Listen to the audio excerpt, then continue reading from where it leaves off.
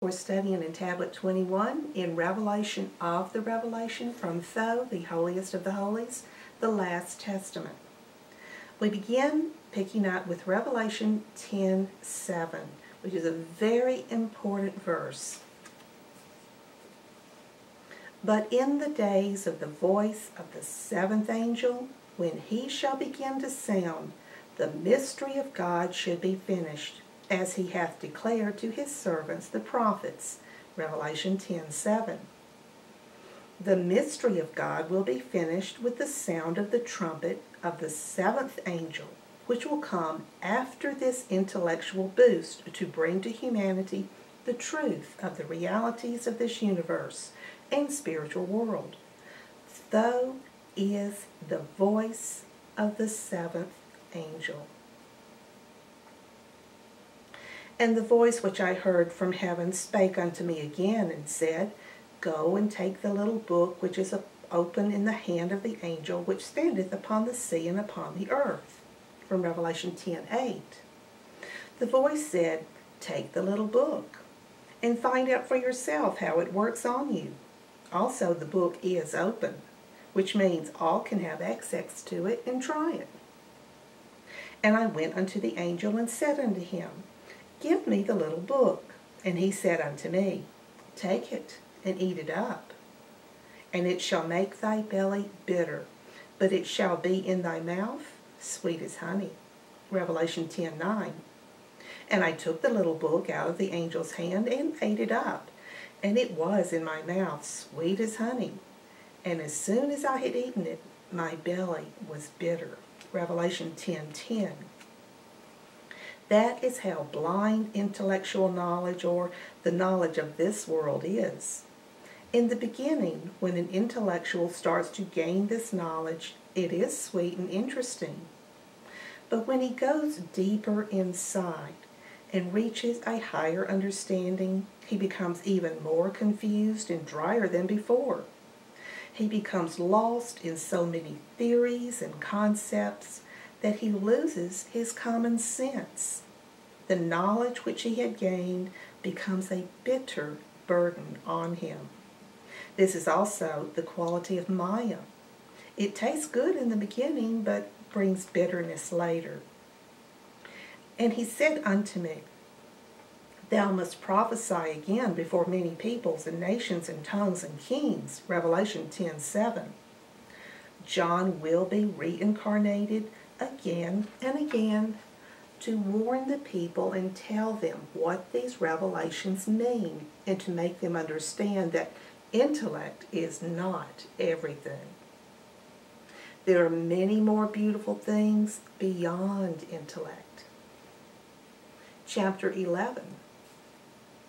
And there was given me a reed like unto a rod. And the angel stood, saying, Rise and measure the temple of God, and the altar, and them that worship therein. From Revelation 11:1. However, John, who had been taken to the state of pure consciousness or intuitional knowledge, was allowed to understand the reality of the highest spiritual truth and be able to measure its depth.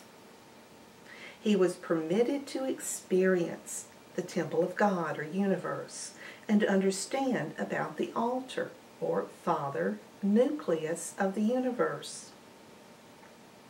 But the court which is without the temple leave out and measure it not.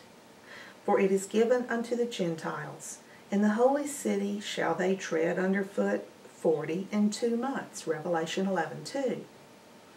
But the understanding of the physical elements in the manifested world without the temple leave to the Gentiles or intellectuals. Those who are lost and take this material life as the only reality are those who try to understand everything through measuring this material world, or Gentiles, will stay in this illusion for 42 months, which is equal with 3½ years. Each year is a symbol for 1,000 years, so they will be lost in this dry intellect for 3,500 years. And I will give power unto my 2 witnesses, And they shall prophesy 1,260 days, clothed in sackcloth. Revelation 11:3. These two prophets would bring the word of God for 1,260 days, which is 3½ years, 42 months. If again we believe that each year is symbolic of 1,000 years, then these prophets will come again and again for 3,500 years and try to bring to humanity the teachings that will guide them toward the goal of life. They would try to make humans understand that the intuitive knowledge of God, is superior to intellect. The phrase, clothed in sackcloth, means that they come in a humbling manner. These two are the olive trees and the two candlesticks standing before the God of the earth, Revelation 11:4. So these two prophets are like candlesticks that stand before the God of the earth, and they have been sent to prophesy, bring the truth again and again into the world, and perfect the previous teachings with the new revelations. And if any man will hurt them, fire proceedeth out of their mouth, and devour their enemies. And if any man will hurt them, he must in this manner be killed. Revelation 11:5.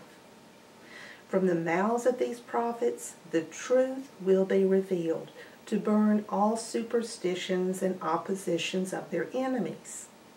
And if the people hurt the prophets, they will create very bad karma, very bad sin. And they will be killed or they will be badly judged because they have done that bad action.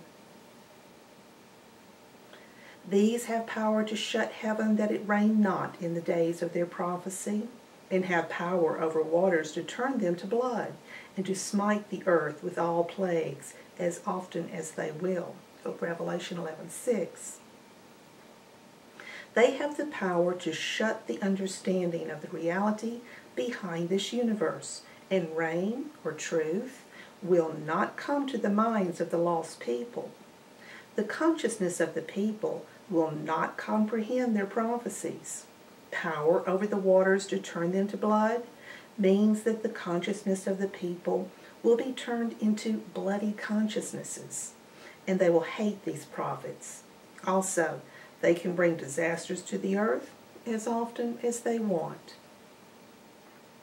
And when they shall have finished their testimony, the beast that ascendeth out of the bottomless pit shall make war against them, and shall overcome them and kill them. Revelation 11:7.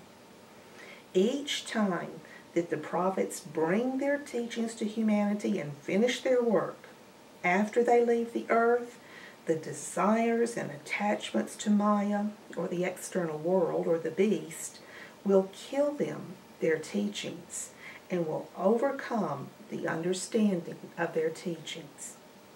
We're going to pause halfway. This is a very long tablet in order to be able to upload to YouTube. So we're going to pause and then pick up with the second part, part 2 of Tablet 21. Salam.